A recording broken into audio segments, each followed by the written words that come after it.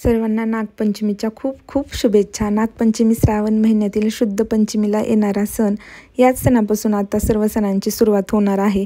हा सण पावसाळ्यात येतो जेव्हा की साप, नाग जमिनीवर अधिक दिसतात। नागांमध्ये शेषनाग, वासुकी, तक्षक, अनंत, कालिये असे वेगवेगळे दैवशक्ती प्राप्त असलेल्या नागांचा समावेश होतो। भगवान शंकराच्या गळ्यात वासुकी नाग आहे हे तर आपल्या सर्वांना माहितीच आहे। आणि महादेवाचे पृथ्वीवर ज्या काळात अस्तित्व असते असा हा पवित्र श्रावण महिन्याच्या सुरुवातीलाच शंकराच्या गळ्यातील नागाच्या पूजनापासून म्हणजेच नागपंचमी सणापासून सणासुदीला प्रारंभ होतो। साप हा शेतीसाठी अतिशय उपयुक्त असतो हे तर सर्वांना माहितीच आहे। तो उंदीर खाऊन पिकांना वाचवतो, त्यामुळे या दिवशी त्याचे पूजन करून त्याच्या कृपेसाठी प्रार्थना केली जाते। या दिवशी नागदेवतेस दूध, लाह्या, दुर्वा आणि फळ अर्पण केले जाते।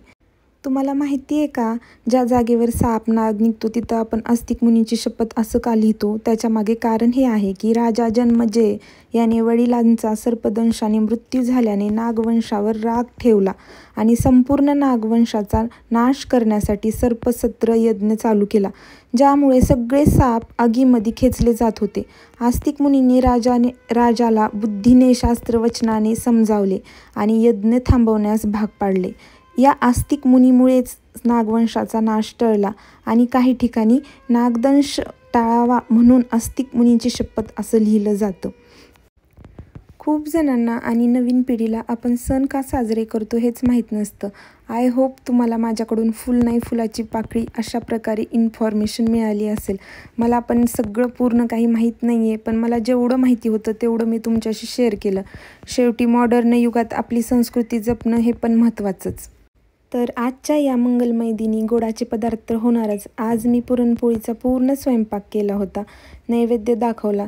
तर आज मी फक्त कटाच्या आमटीची थोडक्यात रेसिपी शेअर करणार आहे।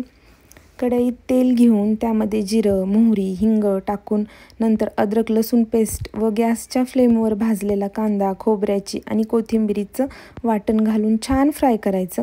त्यात घरचं काळं तिखट, कांदा लसूण मसाला, लाल तिखट, हळद चवीप्रमाणे घालायचं आणि मग डाळ शिजवून उरलेलं जे पाणी असतं, ज्याला आम्ही येळवणी म्हणतो, काही जण त्याला कट पण म्हणतात, ते यात छान कडकडीत फोडणी झाली की मग टाकायचं।